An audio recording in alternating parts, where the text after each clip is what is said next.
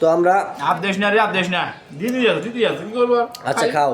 আমরা শুটিং শেষ করলাম, করার পরে এই লাঞ্চ টাইম খাওয়া দাওয়া করার জন্য আমার বন্ধুকে বসে দিলাম। আমি খাওয়া দাওয়া করেছি, তো আমার বন্ধু খাচ্ছে।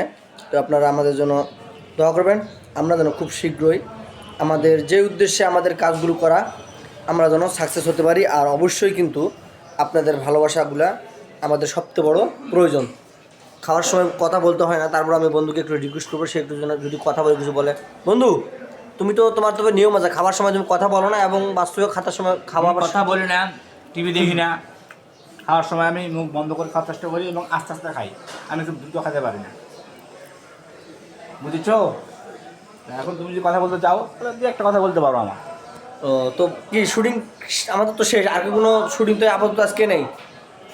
তো খাওয়া দাওয়ার আইটেম কি ভালো হয়েছে? স্কেপ মাথার মধ্যে আছে, ছোটো ছোটো কয়েকটা স্কেপ আছে। তো আশা করি আমরা সামনের দিব।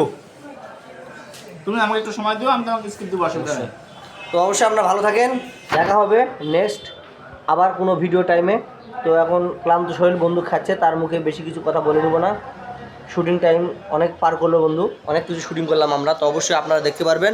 আর এই যে খাওয়াটা হচ্ছে আমাদের শুটিংয়ের খাওয়া। তো আশা করি আপনারা আমাদেরকে সাপোর্ট করবেন, ভালোবাসা দিবেন, আমাদের সঙ্গে থাকবেন। ভালো থাকেন, সুন্দর থাকেন।